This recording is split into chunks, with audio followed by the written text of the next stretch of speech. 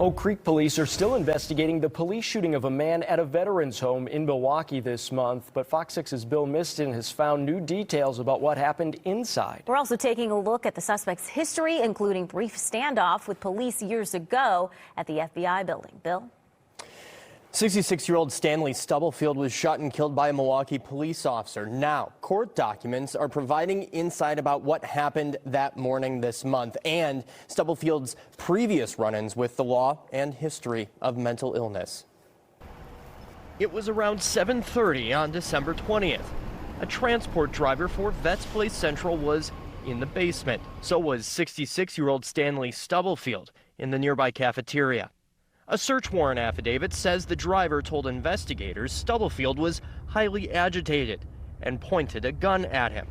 The driver left, heard a gunshot, and called police. The suspect pointed his firearm at the officers. The officer discharged their firearm, subsequently striking the suspect. Stubblefield died at the scene. It's a tragic event. It's nothing we would ever woke up this morning and expected to happen. It's unclear what started the incident that morning, but court documents say Stubblefield has a history of mental illness. In May 2017, Stubblefield drove up to the fence at the FBI field office in St. Francis and told a security guard he was there to see a woman he met on a dating website. She lives out of state and has no connection to the FBI.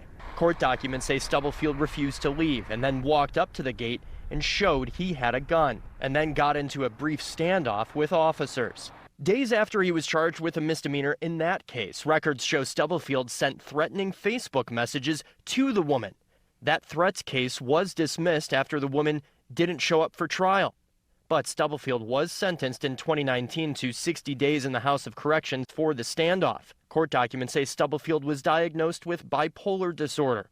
During sentencing, court records show Stubblefield made rambling statements to the court and balked when the judge told him he couldn't possess a firearm for a year as a part of his probation. The judge replied, "If I could make it forever, I would, because I consider you a danger to this community, but I can't." Now, the officer that shot Stubblefield remains on administrative duty, which is routine for shootings involving officers. The Oak Creek Police Department is leading this investigation, and the department tells me it will still be some time before its investigation is complete.